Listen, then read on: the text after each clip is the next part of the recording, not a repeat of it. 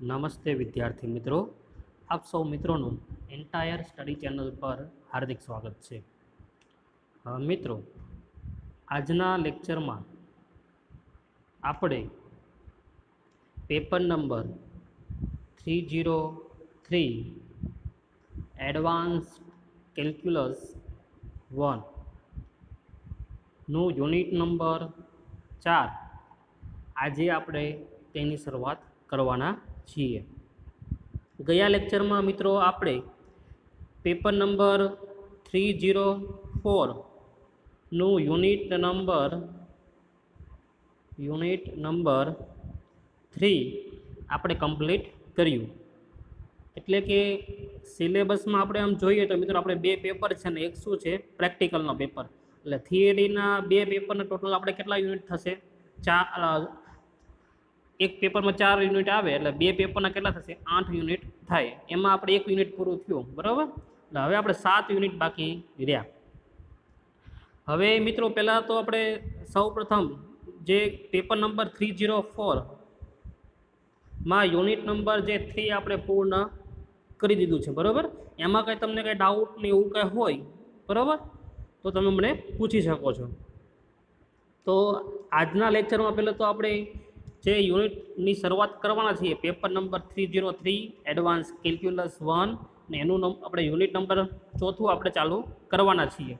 તો પહેલાં તો આપણે સૌપ્રથમ યુનિટ 4માં કયા કયા ટોપિક આપણે આવે છે તે જોઈ લઈએ, ત્યારબાદ આજનો ટોપિક આપણે ચાલુ કરીએ.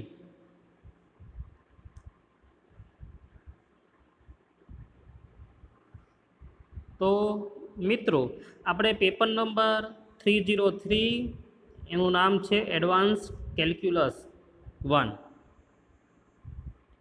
પેપરના નામ તમે ખાસ યાદ રાખજો.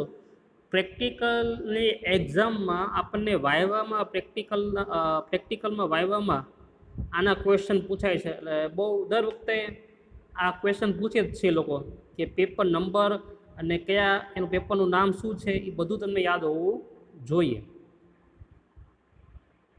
તો આ પેપરમાં આપણે 303માં યુનિટ નંબર 4 થી આપણે શરૂઆત કરીએ છીએ. હવે જોઈએ એમાં કયા કયા ટોપિક આપણે આવે છે.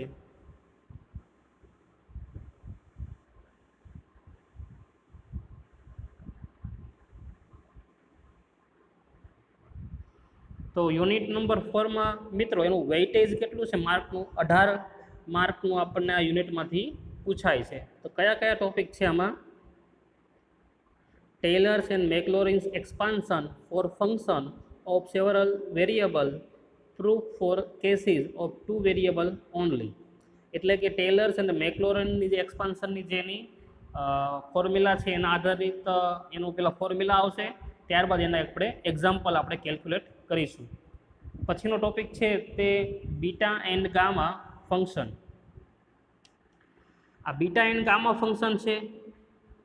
પછી relation between beta and gamma function, duplication formula, properties of beta and gamma functions, પછી equation of tangent plane and normal to surfaces, equation of tangent and normal plane to curve. આમ તમે મિત્રો જુઓ તો આ યુનિટમાં આપણે 3 પાર્ટ પડે છે, બરાબર. જો આપણે ટેલર અને આ મેક્લોરિનનો એક પાર્ટ થઈ જશે. પછી આ બીટા જે ગામાવાળું છે ને એ આખો એક અલગ ટોપિક છે. એ બીટા ગામાવાળો આપણે જોઈએ તો ક્યાં સુધી ચાલે છે? આપણે અહીં સુધી. એટલે એ એક ટોપિક બની જાય છે, એ એક પાર્ટ બની જાય છે. અને એક આ પાર્ટ આ છેલ્લો ઇક્વેશન ઓફ ટેન્જન્ટ પ્લેન અને નોર્મલ ટુ સરફેસીસ અને ટેન્જન્ટવાળો ટૂંકમાં, બરાબર. એટલે આમ જોઈએ તો આમાં મુખ્ય 3 પાર્ટમાં આપણે ટૂંકમાં કામ કરશું ટૂંકમાં.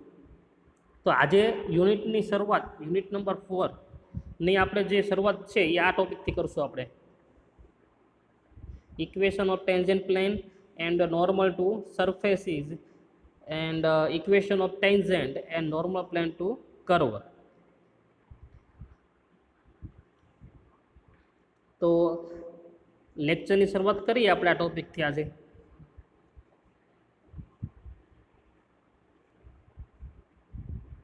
તો ટોપિક યુનિટ નંબર 4 નો આપણે આજે લેવાના છીએ ટેન્જન્ટ લાઇન અને નોર્મલ પ્લેન ટુ કર્વ્સ. તો આજના લેક્ચરમાં આપણે આ ટોપિક વિશે આપણે ચર્ચા કરવાના છીએ. એટલે હવે મિત્રો તમે ખાસ ધ્યાન રાખજો કે આપણે હવે કયું પેપર લઈએ છીએ, 303 લઈએ છીએ, એટલે તમારે અલગ આની બુક બનાવવી પડશે, બરાબર? એટલે ધ્યાન રાખજો એ બાબત.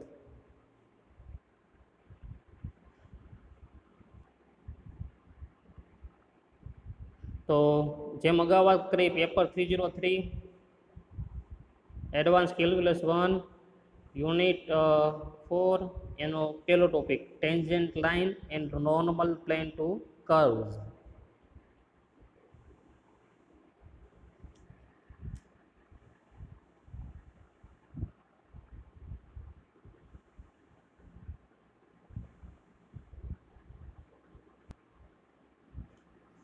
તો મિત્રો પહેલાં આપણે ટોપિક જે છે એની ચર્ચા કરીએ તો ટેન્જન્ટ લાઇન. ટેન્જન્ટ એટલે પહેલાં આપણે સમજી લઈએ, ટેન્જન્ટ એટલે શું થાય છે ગુજરાતીમાં એને કેવું હોય તો આપણે સ્પર્શક. શું થશે? સ્પર્શક. પણ હવે સ્પર્શક એટલે શું? બેઝિકલી આપણે તમે સમજો તો કોઈ પણ એક સર્કલ લઈએ આપણે મિત્રો, બરાબર? એ સર્કલ ને કોઈ રેખા એક જ બિંદુમાં છેદે, એક જ બિંદુમાં છેદે. એ બિંદુ આપણે પી લઈએ અને આ રેખા એલ લઈએ, તો રેખા એલ છે એ સર્કલને માત્ર એક જ બિંદુ પીમાં છેદે છે. તો એ રેખા એલ જે છે આ એ શું બની જશે? સ્પર્શક. વર્તુળમાં શું બની જાય? સ્પર્શક. અને એને ઇંગ્લિશમાં કેવું હોય તો શું કહેવાય? ટેન્જન્ટ. ટેન્જન્ટ લાઇન એટલે સ્પર્શક લાઇન. અને નોર્મલ પ્લેન. પ્લેન એટલે એ તમને ખબર છે તલ. શું કહેશું આપણે એને? તલ. એક સમતલ પણ તમે કહી શકો, એક આખું તલ, બરાબર? એટલે કે એક પ્લેન કોઈ પણ, બરાબર? Two curve. કર્વ એટલે શું થશે? વક્ર, બરાબર? એ જો વક્ર કોઈ પણ હોય, આ એક બિંદુમાં એને છેદે છે, તો એના માટે શું થઈ ગયો? સ્પર્શક થઈ જશે. તો એના વિશે આપણે ચર્ચા કરવાની છે. તો પહેલાં આપણે આમાં છે ને, આમાં થિયરી આવતી નથી, માત્ર એના સૂત્ર આવશે, એટલે એના શું આવશે? ફોર્મ્યુલા આવશે, અને ત્યારબાદ એના એક્ઝામ્પલ. એટલે આવી રીતે બે થિયરી આવશે, એટલે ટૂંકમાં બે નોંધ સ્વરૂપે એના સૂત્ર આવશે, ત્યારબાદ એના એક્ઝામ્પલ. એટલે આ આખો પાર્ટ એક પૂરો થઈ જશે. અને આ એક્ઝામની દ્રષ્ટિએ ખૂબ જ આઈએમપી છે. આના આપણને એક્ઝામ્પલ પૂછાતા હોય છે, 7 માર્કમાં પૂછાય છે આપણને, એટલે એક્ઝામની દ્રષ્ટિએ પણ આ ખૂબ આઈએમપી છે.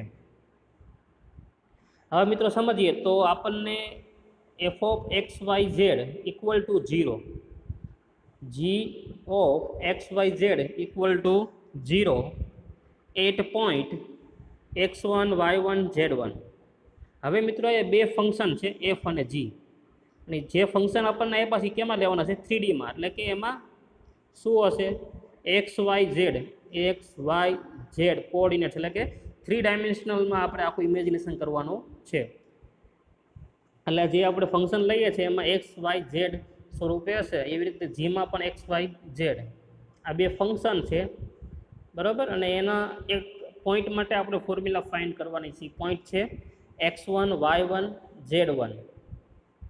હવે પહેલું જે સૂત્ર છે મિત્રો એ સમજીએ આપણે. પહેલું સૂત્ર છે ટેન્જન્ટ લાઇનનું, એટલે સ્પર્શક જે લાઇન છે એનું આપણે પહેલાં એનું સૂત્ર જોઈએ. સૂત્ર યાદ રાખવાનું લોજિક છે એ તમે ખાસ યાદ રાખજો, કઈ રીતે યાદ રાખવાનું સૂત્ર. હવે જો મિત્રો પહેલાં શું આવશે? x minus x1, y minus y1, z minus z1. પહેલાં આપણે આની વાત કરીએ, પછી આગળ વધીએ. તો અંશમાં શું લેવાનું? x minus x1. હવે અંશમાં એક્સના ઘટકો આવતા હોય મિત્રો, તો જે નીચે છેદમાં છે, હવે છેદમાં શું છે? મોડ નથી, શું છે? એ નિશ્ચાયક દર્શાવે. શું દર્શાવે છે? નિશ્ચાયક. તો નિશ્ચાયકમાં એક્સ વાળું એકેય પદ આવશે નહીં. એટલે હવે આપણે જો ક્રમનું મહત્વ છે, એક્સ પછી શું આવે? વાય, વાય પછી શું આવે? ઝેડ. હવે એક્સ તો આપણે અહીંયા આવી ગયો અંશમાં, તો એક્સ પછી હવે છેદમાં આપણે કયો લેવાનો આવે? વાય. ત્યારબાદ શું લેવાનું આવે? ઝેડ. આ ક્રમમાં આપણે આગળ વધશું. તો એક્સ માઇનસ x1 છેદમાં અહીંયા શું આવશે? F y. આ પહેલી રો કહેવાય, અને આ બીજી રો. ઊભા છે પહેલો સ્તંભ, આ બીજો સ્તંભ.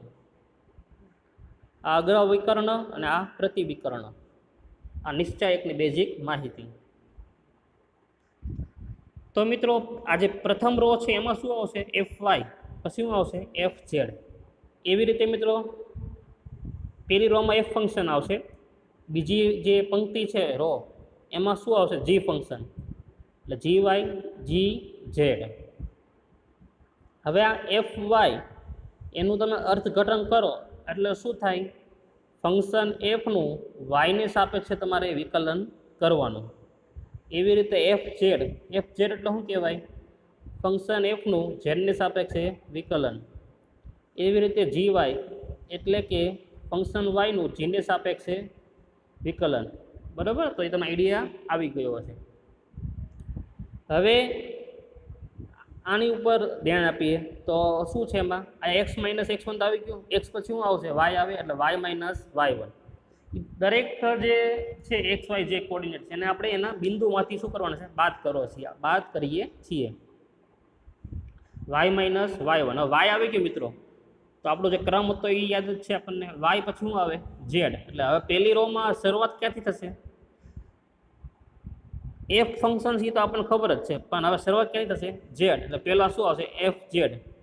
ઝેડ આવી ગયો, પછી પાછો કયો ક્રમ આવે? એક્સ આવે, એટલે શું આવશે? હવે એફ એક્સ. હવે બીજી રો જોઈએ આપણે તો ફંક્શન બદલાશે, ક્રમ તો એમનો રહેશે. ઝેડ એક્સ, તો અહીંયા શું આવશે? ઝેડ એક્સ જ આવશે. ખાલી એફની જગ્યાએ શું આવી જાય છે? જી આવી જાય છે. હવે છેલ્લો જે એનો ઓલું છે ફોર્મ્યુલાનું પદ એ સમજીએ. તો છેલ્લે શું લેશે? Z minus Z one. તો ઝેડ માઇનસ ઝેડ1 માટે ક્રમ મુજબ આપણે આગળ હાલીએ તો ઝેડ તો આવી ગયો છે, તો પાછું આગળ વધીએ તો ઝેડ પછી શું આવશે? એક્સ. તો પહેલાં શું આવશે? એફ એક્સ, પછી શું આવશે? એક્સ પછી વાય, એટલે એફ વાય. હવે એફ પછી કયું ફંક્શન છે? જી function, g x G Y. હવે યાદ રાખવા માટે બહુ સિમ્પલ છે મિત્રો.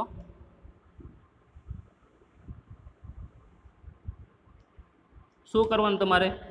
X minus x1, Y minus y1, Z minus Z one. તો પહેલાં એક્સ માઇનસ x1 આવે, બરાબર મિત્રો? તો હવે એક્સ માઇનસ x1 તો આવી ગયું, તો છેદમાં હવે શું આવશે? પહેલી રોમાં એફ ફંક્શન આવશે, તો એક્સ ઉપર આવી ગયો, લાઈવ આવે એફ વાય આવે, પછી શું આવે? એફ ઝેડ આવે. બીજી રોમાં શું આવશે? જી આવે, જી વાય જી ઝેડ, નિશ્ચાયક પૂરો. એવી રીતે વાય માટે, એવી રીતે ઝેડ માટે. ટૂંકમાં અહીંયા વાય ઝેડ, તો નીચે પણ વાય ઝેડ આવે, ખાલી ફંક્શન બદલાય. એફ હોય તો અહીંયા શું આવે? જી આવે. એવી રીતે અહીંયા વાય આવી ગયું તો અહીંયા શું આવશે? ઝેડ એક્સ, અને પહેલાં એફ પછી જી. એવી રીતે ઝેડ આવી ગયું તો અહીંયા શું આવે? એક્સ પછી વાય, અહીંયા પણ એક્સ અને વાય. હવે આગળ એનું આપણે શું કરવાનું છે? નિશ્ચાયકનું શું આપવાનું છે? સાદુરૂપ દેવાનું છે. પણ આપણે એક્ઝામ્પલમાં જ્યારે એક્ઝામ્પલ પૂછાશે ટેન્જન્ટ લાઇનનો, ત્યારે આપણે આ તે સૂત્ર વાપરશું, કારણ કે આ આપણા માટે સરળ રહેશે એટલા માટે. હવે આપણે જો અંશ તો એઝ ઇટ ઇઝ રાખીએ છીએ. હવે નિશ્ચાયકમાં તમે સાદુરૂપ કાપો કોઈ પણ, તો F Y F Z G Y જી ઝેડ. હવે આનું તમે સાદુરૂપ આપો નિશ્ચાયકનું, તો શું કરવાનું? અગ્ર વિકર્ણનો ગુણાકાર માઇનસ પ્રતિ વિકર્ણ. તો અગ્ર વિકર્ણ કયા છે આમાં? એફ વાય જી ઝેડ, એટલે એફ વાય જી ઝેડ માઇનસ પ્રતિ વિકર્ણ, એટલે આ થશે એફ ઝેડ જી વાય. તો આ નિશ્ચાયકનું થઈ ગયું સાદુરૂપ. તો આવી રીતે આગળ વાય માટે અને ઝેડ માટે આપણે આપીશું. તો આનો આન્સર આપણને શું મળશે? એફ વાય જી Z minus F Z G Y. હવે વાય માઇનસ y1 તો એઝ ઇટ ઇઝ, આ બેનું તમે કરો એટલે શું હશે? F Z G X minus F X G Z. હવે આના માટે જોઈએ તો ઝેડ માઇનસ ઝેડ1. હવે આનું તમે કરો તો શું હશે? F X G Y minus G X F Y, એટલે એફ વાય જી એક્સ. તો આ વસ્તુ જે આપણે સમજ્યા મિત્રો, એ કોની છે? ટેન્જન્ટ લાઇન માટે. હવેનો જે આપણે છે થિયરી કોની છે? આમાં જો થિયરી બહુ આવતી ને, ખાલી એનું સૂત્ર આપણે યાદ રાખવાનું છે, અને સૂત્ર ઉપરથી એના એક્ઝામ્પલ આવશે. આટલું કરશો એટલે આ ટોપિક આખો આપણો પૂરો અહીંયા.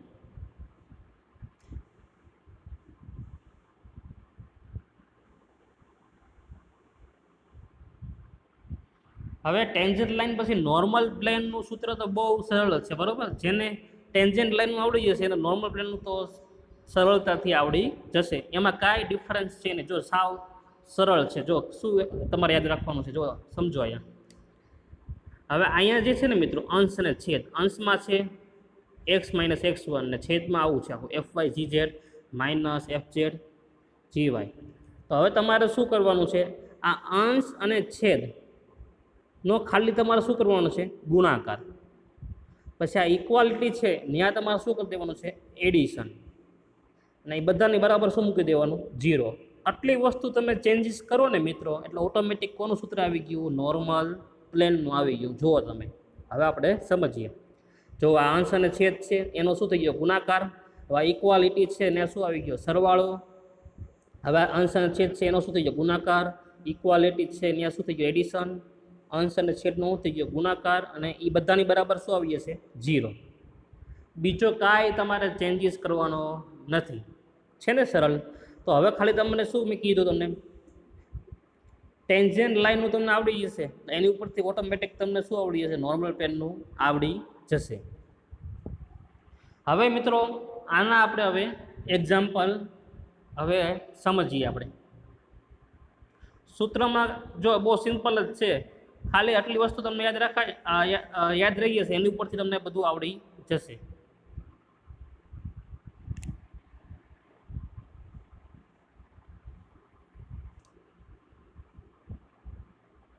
હવે મિત્રો પહેલો એક્ઝામ્પલ આપણે સમજીએ.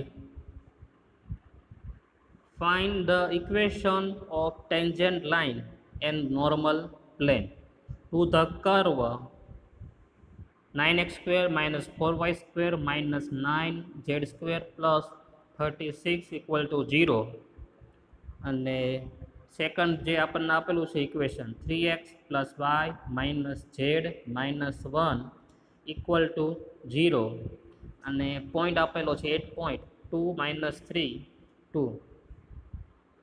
તો આપણે શું ફાઇન્ડ કરવાનું કીધું છે આપણને, tangent line and normal plane. હવે ટેન્જન્ટ લાઇન અને નોર્મલ પ્લેન માટે આપણને ઇક્વેશન આપેલા છે અને પોઈન્ટ આપેલો છે. એનો ઉપયોગ કરીને આપણે આ બંને વસ્તુ શોધવાની છે. પહેલાં તમે આખી સિસ્ટમ સમજી લો, કઈ રીતે આખો એક્ઝામ્પલ આપણે એને સોલ્વ કરીએ છીએ, બરાબર. એટલે આપોઆપ તમને પછી આઈડિયા આવી જશે કે કઈ રીતે એને એક્ઝામ્પલને સોલ્વ કરવો.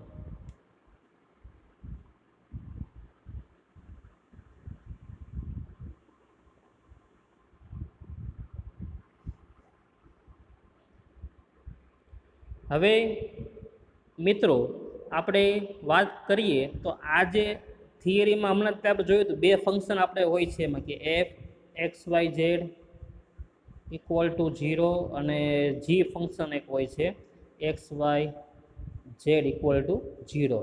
આના આ બે સમીકરણ આપણને આપેલા હોય છે, એ જે થિયરીમાં આપણે જોયું હતું. એટલે આપણને રકમમાં x, y, z વાળા સમીકરણ આપેલા હશે. પહેલું જે હશે એને આપણે મોસ્ટ ઓફ આપણે f તરીકે કન્સિડર કરશું, બીજું જે હશે એને આપણે g તરીકે કન્સિડર કરશું. અને આ પોઈન્ટ છે આપણો મિત્રો, એ તો આપણો જે બિંદુ છે જે થિયરીમાં એ જ તે આમાં બનશે x1, y1, z1 વાળું. તો હવે એ સૂત્ર પ્રમાણે આપણે આગળ વધીએ મિત્રો. તો સૂત્રમાં તમને ખ્યાલ હોય તો આપણે નિશ્ચાયકમાં fx, fy, fz, પછી gx, gy, gz આ બધાની જરૂર પડે છે. તો પ્રથમ આપણે શું કરીએ, આ બધી વસ્તુ અલગથી પહેલાં આપણે ગોતી લઈએ, પછી ડાયરેક્ટ આ બધી કિંમત સૂત્રમાં મૂકીએ.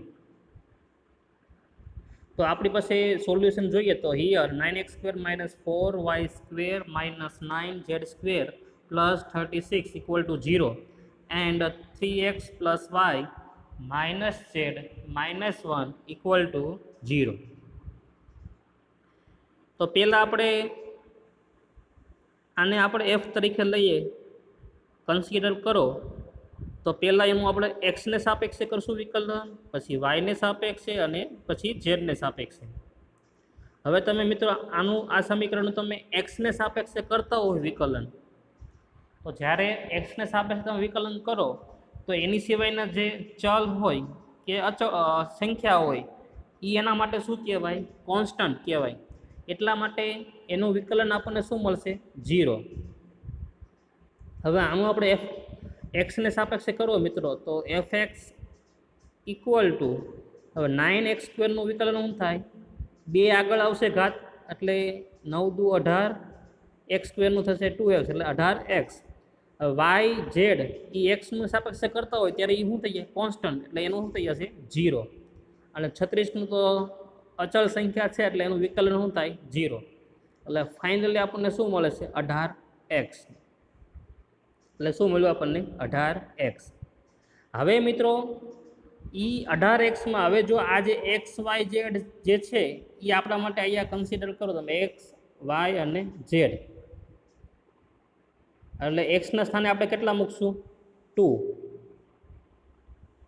આ એક્સ વાય અને ઝેડ, તો એક્સના સ્થાને આપણે 2 મૂકો તમે એટલે 18 દુ 36. એટલે એફ એક્સની કિંમત કેટલી મળે છે? ફાઇનલ આપણને 36. હવે મિત્રો આનું આપણે વાયને સાપેક્ષે તમે કરો વિકલન, તો વાયને સાપેક્ષ કરો એટલે આ 0 થઈ ગયું, આઈ 0 થઈ ગયું, આઈ 0 વધ્યું ખાલી -4y² અને y² નું 2y એટલે 2 આગળ આવે એટલે 4 દુ 8 એટલે -8y વિકલન થશે. હવે વાયની કિંમત આપણે બિંદુમાંથી લ્યો તો વાયની કિંમત કેટલી છે? -3. તો -8 અને -3 એટલે કેટલું આવશે? 8 × 3 એટલે 24, માઇનસ પ્લસ એટલે 24. હવે મિત્રો આનું તમે ઝેડને સાપેક્ષે કરીએ વિકલન આપણે. હવે તો ઝેડને સાપેક્ષ તમે કરતા હો ત્યારે એક્સ વાય કેવું થઈ જાય? કોન્સ્ટન્ટ, એટલે એનું થઈ ગયું 0. આ પણ થઈ ગયું 0. તો આટલા તમે કરો એટલે શું આવશે? -2 આગળ આવે એટલે 18z એટલે -18z. હવે મિત્રો ઝેડની કિંમત આપણે બિંદુમાંથી લઈએ તો કેટલી છે? 2. તો 2 મૂકો એટલે 18 દુ 36, પણ કેવા આવશે? માઇનસ. તો એફ ફંક્શનનું કામ અહીંયા પૂરું. બરાબર. હવે આપણે આ ફંક્શન લઈએ, ઇક્વેશન લઈએ અને એને આપણે જી તરીકે કન્સિડર કરીએ છીએ. તો આમાં રીતે આપણે આની જેમ જ તે પ્રોસેસ કરશું. તો હવે આમાં જીનું એક્સને સાપેક્ષે તમે વિકલન કરો તો આ તો બધું શું થઈ ગયું? 0. ખાલી 3xનું વિકલન થશે 3. એટલે gx ઇક્વલ ટુ આપણને શું મળ્યું? 3. હવે મિત્રો તમને પ્રશ્ન થાય કે અહીંયા તો આપણે એક્સ વાય અને ઝેડમાં આવતું અને પછી એક્સ આવતું હોય તો આપણે બિંદુમાંથી કિંમત મૂકીએ, બરાબર, પછી એનો આન્સર લખતા આપણે. પરંતુ મિત્રો અહીંયા જો કોઈ ચલ છે નહીં, વેરિયેબલ છે નહીં. વેરિયેબલ નથી, ડાયરેક્ટ આપણને શું મળી જાય છે? આન્સર. તો કાંઈ કિંમત મૂકવાની થશે નહીં. હવે મિત્રો જી વાય માટે આનું તમે વાયને સાપેક્ષે કરો એટલે શું આવશે? આ 0 થઈ ગયું, આઈ 0, આઈ 0. ખાલી વાયનું જ થશે વિકલન એટલે એનું થશે 1. ટૂંકમાં મિત્રો બહુ સરળ છે. જેના પ્રત્યે આપણે વિકલન કરતા હોય એનું જ તે કરવાનું, બાકી બધા શું થઈ જાય? એના માટે કોન્સ્ટન્ટ થઈ જાય. હવે આપણે જી ઝેડ એટલે ઝેડને સાપેક્ષે કરતા હોય તો ઝેડ ઉપર જ આપણી નજર હોવી જોઈએ. બાકીના બધા પદ શું થઈ જાય? કોન્સ્ટન્ટ, એટલે એનું શું થઈ જાય? વિકલન 0 થઈ જાય. તો ઝેડનું વિકલન શું થશે? 1. અને કેવા આવશે? માઇનસ. તો ફાઇનલી મિત્રો આપણને એફ માટે મળી ગયા વિકલનો અને જી માટે પણ મળી ગયા. હવે આ બંને કિંમત આપણે તેના સૂત્રમાં મૂકીએ.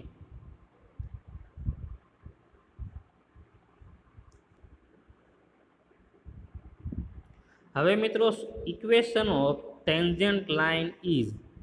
હવે ઇક્વેશન ટેન્જન્ટ લાઇનનું હમણાં આપણે શીખ્યા, બરાબર. એ તમે એકવાર જોઈ શકો છો. પહેલાં શું આવે છે અહીંયા? X minus x1. હવે x1 છે, હવે આને શું કહેશું આપણે? આ બિંદુને x1 અને y1, આને શું કહેશું? z1. એટલે આ x1 થયો આપણો, આ y1 અને આ z1. તો મિત્રો સૂત્ર પ્રમાણે આપણે તમે સૂત્ર હારવા તમે જોતા જોજો શું આવે સૂત્રમાં. પહેલાં x માઇનસ x1 આવે. હવે x1ના સ્થાને હું શું મૂકીશ? 2 મૂકીશ. એટલે અહીંયા શું આવશે? 2. હવે નીચે તમને ખબર હોય છેદમાં નિશ્ચાયક આવે છે, બરાબર. હવે અંશમાં એક્સ આવી ગયો છે એટલે છેદમાં આવા નિશ્ચાયકમાં એક્સ વાળું પદ આવશે નહીં. તો કેવું પદ આવે એમાં? વાય અને ઝેડ વાળું. એટલે શું આવે સૂત્ર પ્રમાણે જોઈએ તો આપણે પહેલાં આપણે ફંક્શન એફ વાળા આવે, પછી શું આવે છે બીજી રોમાં જી વાળા, એફ વાય અને શું આવશે એફ ઝેડ, પછી જી વાય જી ઝેડ. આ આપણે થિયરીમાં સૂત્ર જોયું તો એમાં છેદમાં આ વસ્તુ છે. હવે કિંમત ખાલી મૂકવાની છે મિત્રો. હવે જો એફ વાયની કિંમત તમે જુઓ તો એફ વાય કેટલી છે અહીંયા 24, એટલે અહીંયા શું આવ્યું 24. હવે એફ ઝેડ કેટલા છે -36, એટલે શું આવશે -36. જી વાય તો જી વાય એટલે કેટલા છે જુઓ તો અહીંયા 1 છે, એટલે અહીંયા શું આવશે 1. પછી છેલ્લો ઘટક શું છે જી ઝેડ, તો જી ઝેડની કિંમત આપણને શું મળે જુઓ તો અહીંયા -1 છે. જો જોયું તમે અંદર જી ઝેડ એટલે કેટલા છે -1. તો આવી રીતે આપણે વેલ્યુ આમાં મૂકવાની છે. હવે મિત્રો આગળ વધીએ તો y -y1 આવે. y1 એટલે કેટલા છે અહીંયા? આ x1 છે પેલો ઘટક, બીજો ઘટક y1, ત્રીજો ઘટક z1. તો y1 -3 છે, પણ નિયમ પ્રમાણે y -y1 છે તો કિંમત મૂકો તો y1 કેટલા છે?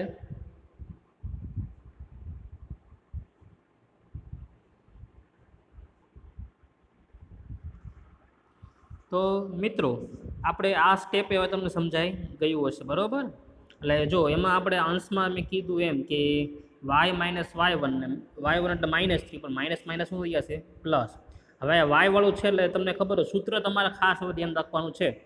અહીંયા શું આવતું હશે એના છેદમાં એફ ઝેડ y -y1 છેદમાં એફ ઝેડ અને શું આવશે એફ એક્સ, અને એવી રીતે જી ઝેડ જી એક્સ આ વાય માટે. પછી ઝેડ માટે જોઈએ જ લઈ આવવા તો ઝેડ -z1 છેદમાં, હવે ઝેડ આવી ગયું એટલે છેદમાં શું આવશે એક્સથી શરૂઆત થાય મિત્રો, એટલે એફ એક્સ, પછી શું આવે એફ વાય, એવી રીતે જી એક્સ જી વાય. આ આગળના સૂત્ર છે. એમાં ખાલી તમારે ફક્ત કિંમતો મૂકવાની છે. કિંમતો શાંતિથી મૂકવી, ભૂલમાં ખોટી ન મુકાઈ જાય. જો ખોટી મુકાઈ જશે તો આખો આન્સર તમારો ખોટો આવશે. તો આવા કિંમત બધી મૂકી દીધી આમાં. એવી રીતે મિત્રો અહીંયા પણ z -z1 એટલે કેટલા આવે છે આપણે 2 આવે છે, એ હમણાં જ જોયું આપણે. જો z1 એટલે કેટલા છે 2.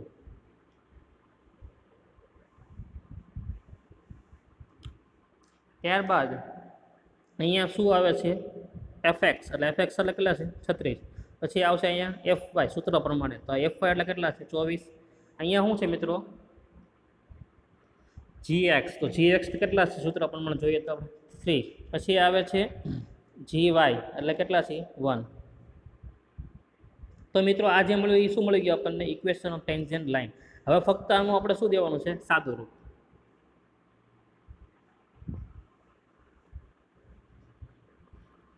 હવે મિત્રો સાદું રૂપ દઈએ આપણે તો એક્સ માઇનસ અંશ તો એમનું રહેશે.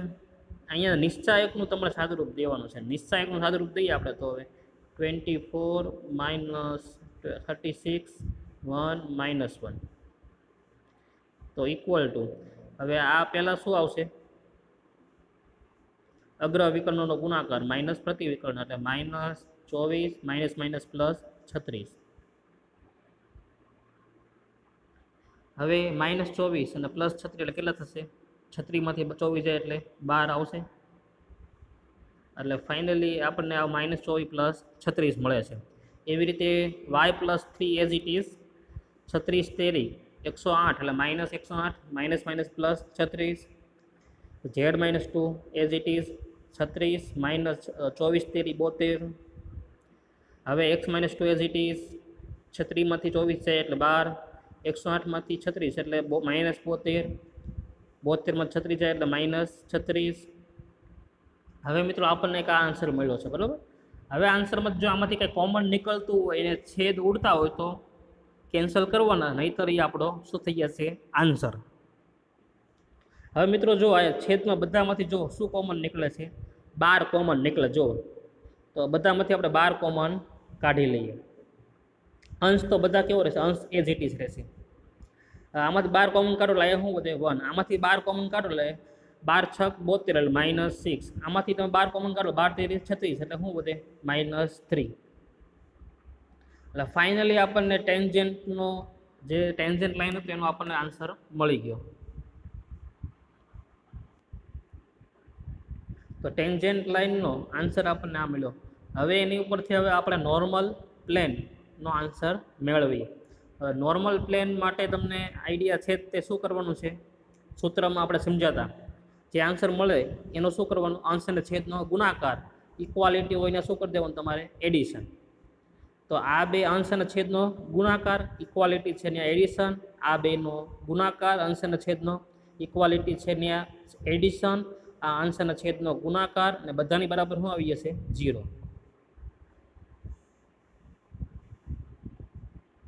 હવે મિત્રો સાદુરૂપ દઈએ, આ 1 અંદર ગુણાય એટલે x -2, -6 અંદર ગુણાય એટલે -6y -18, -3 અંદર મલ્ટીપ્લાય કરો એટલે -3z + 6 અને ઇક્વલ ટુ શું આવશે 0. હજી આગળનું સાદુરૂપ આપીએ આપણે. હવે તમે આગળ સાદુરૂપ તમે આપો એટલે ખાલી એટલું વધશે આપણી પાસે, x -6y -3z = 40. આને આપણે શું કહેશું મિત્રો, ઇક્વેશન ઇઝ નોર્મલ પ્લેન. તો આને આપણે કહેશું ઇક્વેશન ઇઝ નોર્મલ પ્લેન. તો આવી રીતે મિત્રો આપણને ટેન્જેન્ટ લાઈન અને નોર્મલ પ્લેનના એક્ઝામ્પલ પૂછે તો આપણને કઈ રીતે એને સોલ્વ કરવા એ આપણને આવડી ગયું, બરાબર.